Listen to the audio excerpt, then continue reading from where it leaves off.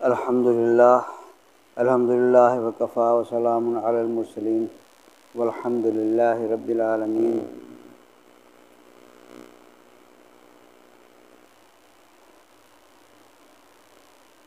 میرے واجب الاحترام بھائی دوستو،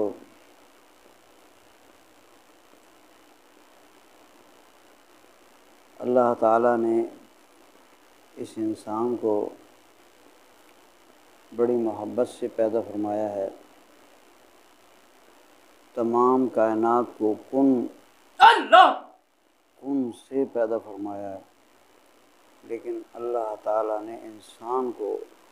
اپنے ہاتھوں سے پیدا فرمایا۔ ایک ایسا شرف ہے کہ جو کسی مخلوق کو بھی نہیں ملا، اور بہت عرصے تک بنا کر اس پر رحمت کی توجہ روزانہ فرماتے رہے،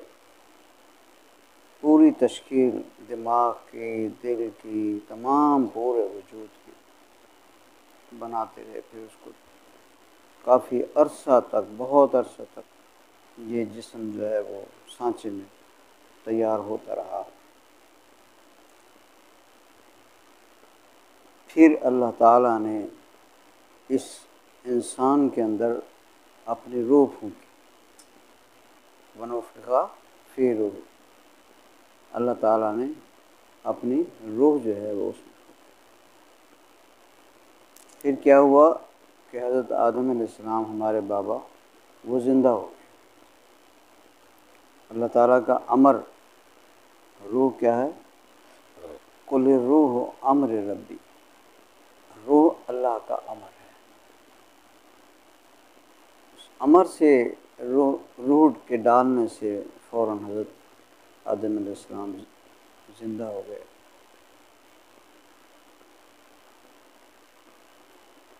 تو اللہ تعالیٰ نے اعلان فرمایا فرشتوں کے سامنے کہ میں اپنا نائب اس دنیا میں بنا کر بھیجنا چاہتا ہوں، انی جاعل فی الارض خلیفہ، کہ میں اپنا نائب، اپنا خلیفہ بنا کر دنیا میں بھیجنا چاہتا ہوں۔ فرشتوں نے پھر اعتراض کیا، کیونکہ وہ جنات بھی یہاں تھے، تو ہر وقت وہ لڑائی جھگڑے فساد بہت زیادہ اس دنیا میں فساد ہوتا تھا، تو وہ سمجھے کہ یہ بھی اسی طرح سے فساد کریں گے۔ اللہ تعالیٰ نے فرمایا کہ جو میں جانتا ہوں وہ تم نہیں جانتے، انی عالم ما لا تعلم، جو میں جانتا ہوں وہ تم نہیں جانتے۔ تو اللہ تعالیٰ نے پھر حضرت آدم علیہ السلام اور فرشتوں کا آپس میں مقابلہ کرایا، تو فرشتے ہار گئے۔ کلما آدم الاسماء، یعنی حضرت آدم علیہ السلام کو اللہ تعالیٰ نے اسماء کا علم عطا فرمایا، تو وہ ہار گئے اور حضرت آدم علیہ السلام جیت گئے۔ تو اللہ نے فرمایا کہ میں جانتا ہوں تم نہیں جانتے، میں نے یعنی شاہکار اللہ تعالیٰ نے انسان کو بنایا، اپنے علوم اس کے اندر ڈالے، تمام چیزیں اس کے اندر محفوظ ہیں۔ جیسے کوئی آدمی یہ کہتا ہے کہ بھائی یہ میری طرف سے گفٹ ہے، وہ گفٹ آپ نے سنبھال کے رکھنا ہے، اس کے اندر بہت ساری چیزیں ہیں، ایک باکس ہے اس میں بہت ساری چیزیں، لیکن اس کا علم تمہیں آہستہ آہستہ ہوگا کہ اس میں کیا کچھ۔ جب وہ کسی کے پاس جاتا ہے اور کہتا ہے کہ جی میرے اس باکس میں اللہ نے یہ دیا ہے، مجھے نہیں پتہ کیا ہے اس میں، مجھے نہیں پتہ، اللہ نے قرآن میں اس کا ذکر کیا ہے، یعنی سینہ جو ہے اس کو اللہ نے قرآن میں باقاعدہ ذکر فرمایا ہے کہ یہ طاقچے کی طرح ہے، اور اس میں ایک چراغ ہے، اور اس میں زیتون کا تیل جیسے تیز ہے، اور فوراً دور سے روشنی آگ پکڑتا ہے، جلنے میں بہت تیز ہے، اس کی مثال زجاجۃ، یعنی اس کے اندر ایک روشنی ہے، چراغ ہے جو انسان کے یعنی سینے کے اندر، تو اپنے نور کی مثال اللہ نے سمجھا کہ میرا نور اس کے اندر جو ہے، دل کے اندر وہ محفوظ ہے۔ تو جب وہ اس کو لے کر جاتا ہے، تجسس تو سب کو ہے کہ بھئی یہ کھل بھی نہیں رہا، یہ کسی نے گفٹ دیا ہے، کیسے کھلے گا، اس میں کیا کچھ ہے، تجسس تو سب کو ہے۔ اب وہ جاتا ہے کسی ماہر کے پاس جاتا ہے جو اس کا کھولنے کا ماہر ہو، پوچھتے پوچھتے پوچھتے وہ وہاں پہنچتا، پھر جب ان کے پاس جاتا ہے تو ان سے اپنی روداد بیان کرتا ہے کہ مجھے کسی نے یہ تحفہ دیا ہے اور بہت اہم تحفہ ہے، دینے والا بھی بڑا اہم، عظیم الشان، پوری کائنات کا مالک اور خالق، اس کے علوم، اس کی معرفت، اس کی چیزیں اتنی عالی شان، اس نے تحفہ دیا ہے مجھے، لیکن مجھے اس کو کھولنا نہیں آ رہا، استعمال نہیں کرنا آ رہا، اس کے اندر کیا ہے مجھے اس کا پتہ نہیں چل رہا، لیکن جس نے دیا ہے اس کی عظمت کو سامنے رکھتے ہوئے کوئی عظیم چیز ہے، یہ کوئی عظیم چیز ہے، تو مہربانی کر کے اس کو آپ جو ہے نا مجھے بتائیں کہ اس میں کیا ہے، اسے کھول کر دیکھیں، اسے بتائیں۔ تو وہ ماہر شخص جو ہے اس کو کہتے ہیں کہ بھائی یہ آہستہ آہستہ کھلے گا، آہستہ آہستہ آپ کو چیزیں بتائی جائیں گی، کیونکہ اتنی چیزیں ہیں اس میں کہ آپ ایک دم اس کو نہیں سیکھ سکتے، تو اللہ تعالیٰ نے جو چیز اس میں رکھی ہے وہ ہم آہستہ آہستہ آپ کو بتائیں گے۔ آپ آتے رہیں ہمارے پاس، تعلق رکھیں، اور یہ اندر سینے میں جو علوم ہیں، جو اللہ نے نعمتیں رکھی ہیں، ہم اس سے تمہیں آگاہ کرتے رہیں گے تاکہ اس تحفے سے فائدہ اٹھاؤ۔ اب کافر حضرات کیوں جاتے ہیں جہنم میں؟ جائیں گے اس لیے جائیں گے کہ وہ اس تحفے جو دیا ہے اللہ نے، اس تحفے سے ہی واقف نہیں ہے۔ مسلمان کو تو دے دیا نا، مسلمان کو تو اللہ نے قرآن مقدس میں، یہ جو میں نے سینے کی مثال دی، یہ اللہ نے قرآن میں بیان کی، کمشکات، یہ اللہ نے اپنا نور، یعنی نور کا لفظ استعمال کیا ہے کہ سینے میں ایک تاج ہے، اس تاج کے اندر ایک چراغ ہے، اس میں یہ تیل ہے، زیتون کا تیل جیسے ہوتا ہے، ایسے ہی ہم نے اس میں نور جو ہے روشنی، فوراً روشن، وہ نور ہے۔ تو وہ مسلمان کو تو اللہ نے بتا دیا بھئی تمہارے اندر ہم نے یہ چیز رکھ دی ہے، اب وہ تو تلاش میں چلا گیا اللہ والوں کے پاس جو اس کے ماہر ہیں، سب سے بڑے ماہر اللہ کے بعد ہمارے آقا علیہ الصلوۃ والسلام، سب سے بڑے،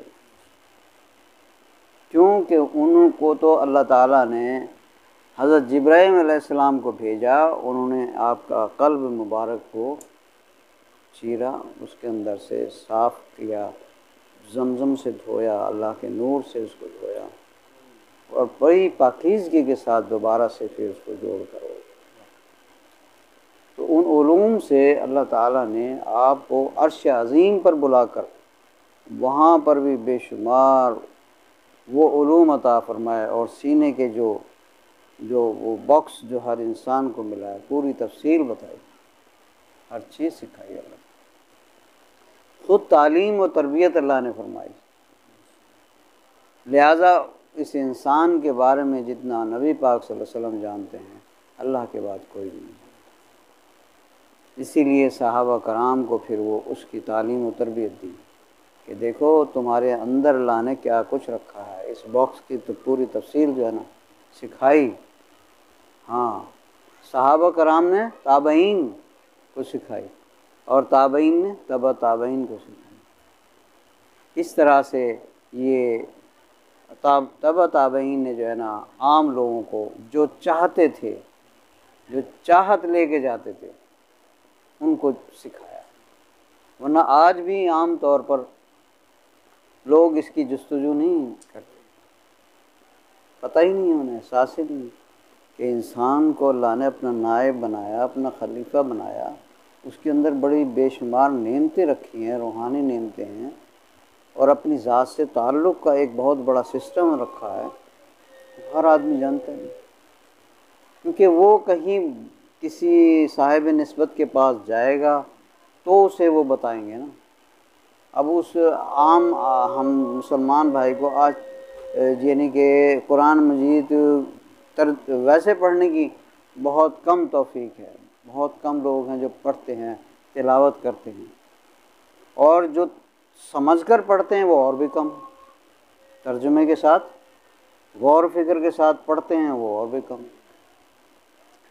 لہٰذا ایسی مجلس میں جب انسان جاتا ہے تو اس کو ساری کی ساری معلومات وہ دیتے ہیں کہ بھائی یہ کچھ ہے، ہمارے آقا نے یہ کچھ بتایا۔ پھر آقا کے وہ نائب بنتے چلے جاتے ہیں، سارے صحابہ کرام بنے،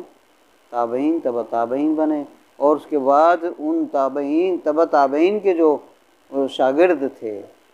وہ تمام مشائخ چل رہے ہیں اور قیامت تک چلتا رہے گا اسی سے۔ یہ ہے نور نبوت کا علم، ایک ہے علم نبوت، ایک ہے نور نبوت۔ تو نور نبوت جو ہے یہ سینہ بسینہ منتقل ہو رہا ہے اور ہوتا رہے گا، اور علم نبوت وہ روایت کے ذریعے سے، مدارس کے ذریعے سے، علماء کے ذریعے سے تفسیر، پورا ایک تفصیل ہے، یعنی روایت کی، فلاں یہ حدیث فلاں نے، فلاں صحابی نے، پھر تابعین نے، تبع تابعین نے، پھر مختلف ہوتے ہوتے یہ تواتر تک پہنچتی ہے اور علماء کرام مدارس میں پڑھاتے ہیں۔ اسی طرح سے حضرت ابوبکر صدیق رضی اللہ تعالیٰ عنہ نے وہ نور نبوت حاصل کیا، حضرت علی رضی اللہ تعالیٰ عنہ نے وہ نور نبوت حاصل کیا، اور باقاعدہ ان کو یعنی کہ ان کا مقرر کیا کہ آپ نے روحانیت سکھانی ہے۔ وہ حضرت ابوبکر صدیق رضی اللہ تعالیٰ عنہ نقشبندیہ سلسلے کے امام ہیں ہمارے، اور حضرت علی کرم اللہ وجہ ہمارے مرشد، وہ سلسلہ نقشبند قادریہ چشتیہ سہروردیہ، تینوں سلاسل کے جو ہیں امام۔ تو یہ جو چار سلاسل ہیں یہ سارے یعنی روحانیت اپنے آپ سے جاننے کا علم ہے۔ من عرف نفسہ فقد عرف ربہ، جس نے اپنے آپ کو جان لیا، اپنے آپ کو پہچان لیا، اپنے سینے کے اندر اور جو اللہ نے نعمتیں روحانی رکھی ہیں اس باکس کو جان لیا، اس دل قلب کو جان لیا، قلب کی حقیقت کو جان لیا، تو اس نے کیا کیا؟ اپنے رب کو پہچان لیا۔ من عرف نفسہ فقد عرف۔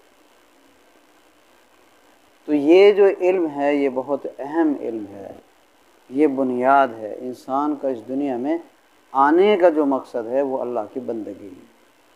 اور بندگی صحیح معنوں میں ہو جائے اس کے لیے یہ علم سیکھا جاتا ہے۔ صحیح بندگی ہو جائے، حضور قلب کے ساتھ بندگی نصیب ہو جائے۔ حدیثوں میں آتا ہے نا کہ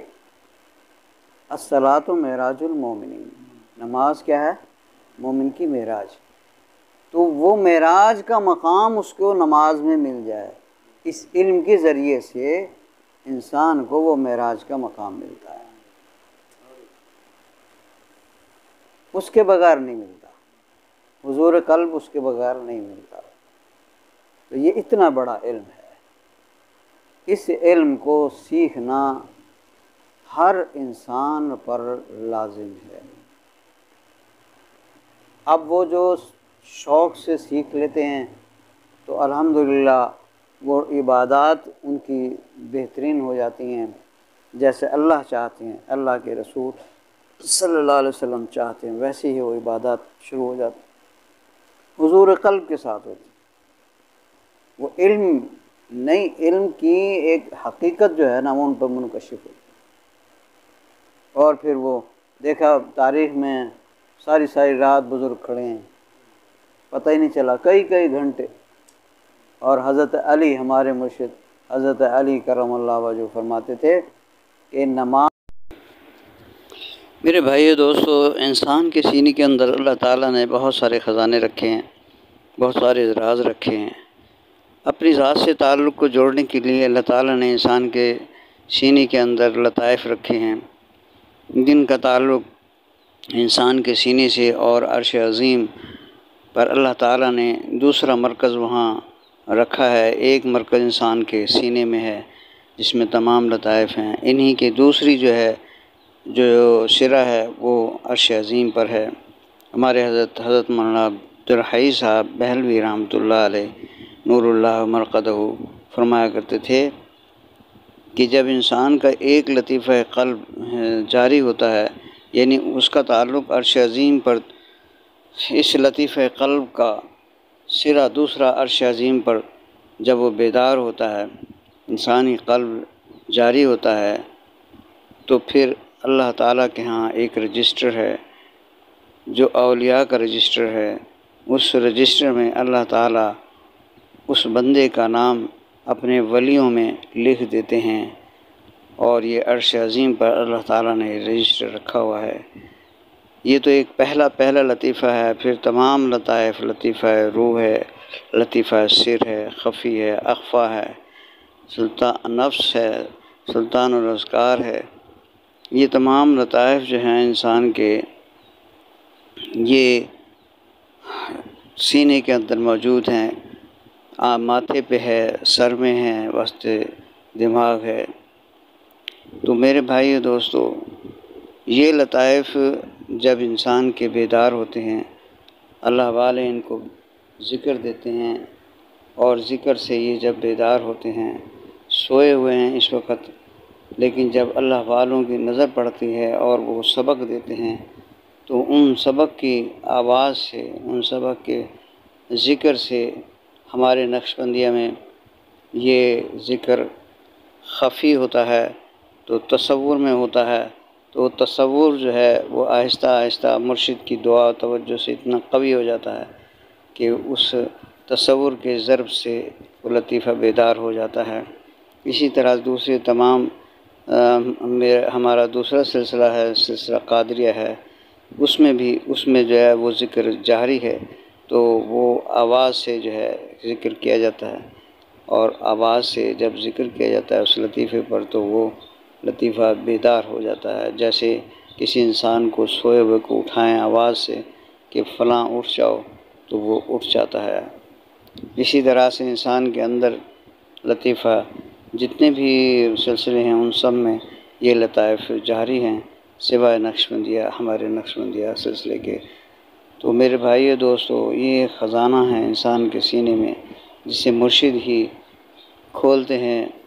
اور اس خزانے سے اسے استفادہ کرنے کی اس کے اندر صلاحیت پیدا کرتے ہیں۔